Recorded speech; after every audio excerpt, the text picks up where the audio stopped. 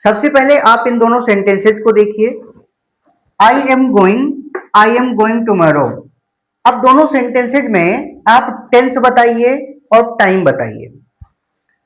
दोनों सेंटेंसेज में आप देखेंगे कि टेंस की अगर हम बात करें तो दोनों का टेंस है प्रेजेंट कंटिन्यूअस, लेकिन अगर टाइम की बात करें तो टाइम पहले का तो प्रेजेंट है लेकिन दूसरे का फ्यूचर है, और बस यहीं से असली खेल शुरू होता है।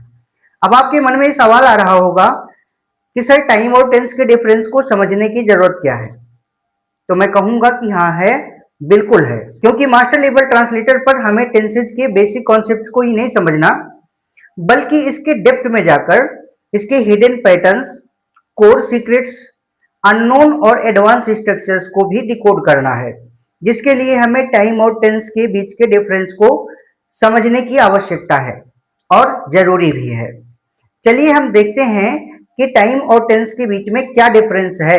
अगर आप इस वीडियो को बिना स्किप किए हुए लास्ट तक देखेंगे तो ही समझ पाएंगे। अगर थोड़ा भी आपने स्किप कर दिया तो आपको टाइम और टेंस के बीच में डिफरेंस समझ में नहीं आएगा। देखिए, अगर आपको टाइम और टेंस को अच्छे से समझना है तो ये आप भी जानते हैं कि दोनों की हमें पहले डेफिनेशन समझनी पड़ेगी, फिर दोनों के बीच में डिफरेंस समझना पड़ेगा। तो सबसे पहले हम देखते हैं टाइम को। टाइम को हिंदी में समय कहते हैं। टाइम एक स्वतंत्र सार्वभौमिक अवधारणा है जो पास्ट, प्रेजेंट और फ्यूचर को दर्शाती है। इसे तीन भागों में बांटा जा सकता है।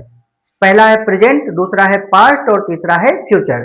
तीन भागों में आप टाइम को बांट सकते हैं, लेकिन ये एक स्वतंत्र अवधारणा है, सार्वभौमिक है।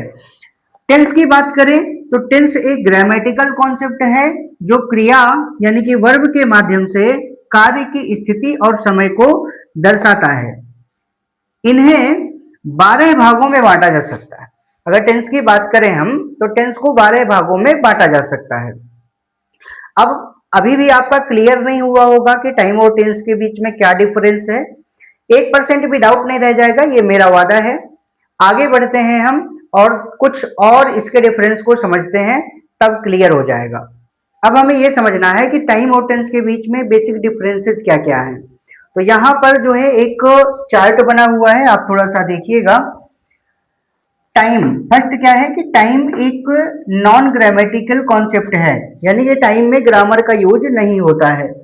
फिर दूसरा है, इसमें टेंस में देखें तो टेंस एक ग्रामेटिकल कॉन्सेप्ट है, यानी कि इसमें ग्रामर का यूज होता है। टाइम भाषा या फिर व्याकरण के नियमों से स्वतंत्र रहता है, यानी कि टाइम पर ना तो लैंग्वेज के रूल्स लगते हैं और ना ही किसी भी ग्रामर के रूल्स लगते हैं। दूसरा है कि टेंस भाषा यानी या फिर व्याकरण के नियमों से बंधा हुआ रहता है, यानी कि टेंस बिल्कुल भी स्वतंत्र नहीं होता है, इसमें ग्रामर के रूल्स लगते हैं, जबकि टाइम पे ग्रामर के रूल्स नहीं लगते हैं। फिर तीसरा डिफरेंस क्या है कि टाइम एक यूनिवर्सल कॉन्सेप्ट है, यानी कि टाइम जो है पूरे यूनिवर्स में होता है, यूनिवर्सल कॉन्सेप्ट है, ये बिल्कुल भी लिमिटेड नहीं है।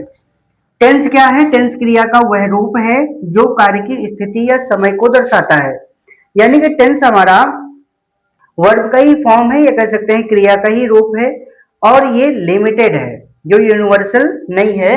जबकि टाइम हमारा यूनिवर्सल है, इसकी कोई लिमिट नहीं है।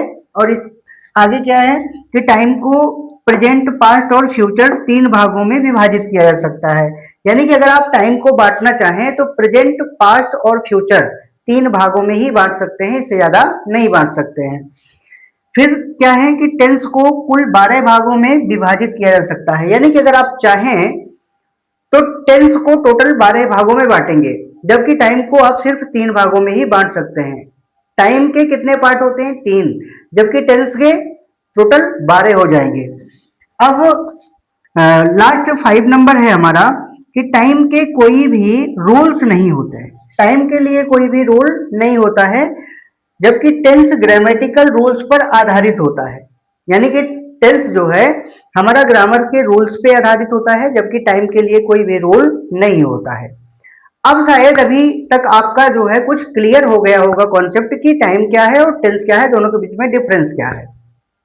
अब मेन चीज समझिएगा, कॉन्सेप्ट को देखने के बाद क्या निकल कर आता है निष्कर्ष। निष्कर्ष ये निकल कर आता है कि प्रेजेंट, पास्ट और फ्यूचर ये टेंस नहीं है, ये सिर्फ टाइम है। प्रेजेंट, पास्ट और फ्यूचर टेंस नहीं है, ये सिर्फ टाइम है। फिर टेंस क्या है?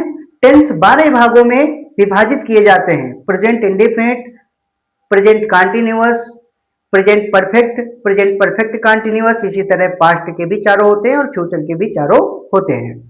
यानी कि प्रेजेंट, पास्ट और फ्यूचर ये टाइम है, टेंस नहीं है। जबकि जो टेंस के हम 12 पार्ट पढ़ते हैं वो टेंस है।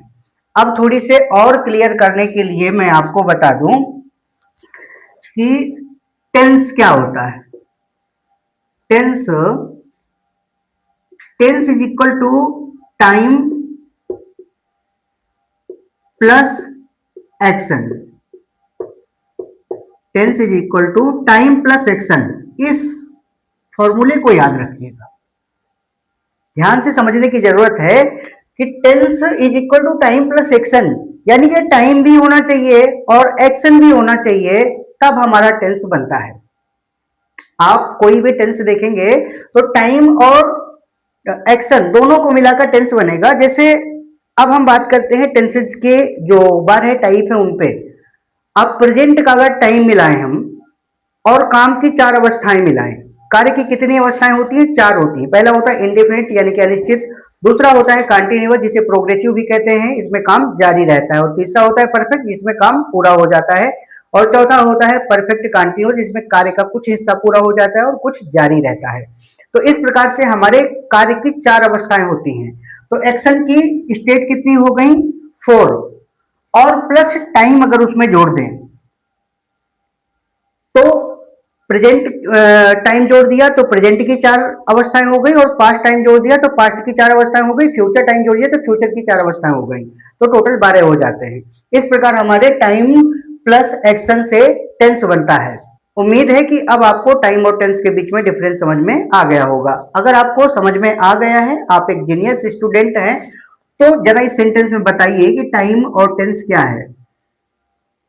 सी इज कमिंग नेक्स्ट वीक।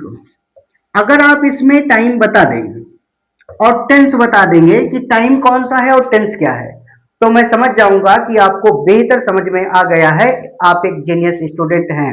और अगर हमारे साथ ऐसे ही इंग्लिश को डिकोड करना चाहते हैं तो वीडियो को अभी लाइक करिए और चैनल को सब्सक्राइब कर लीजिए, ताकि आगे आने वाली वीडियो की नोटिफिकेशन आपको टाइम पर मिल जाए। मिलते हैं फिर अगले वीडियो में, तब तक के लिए बाय। जय श्री राम, जय कारू बाबा।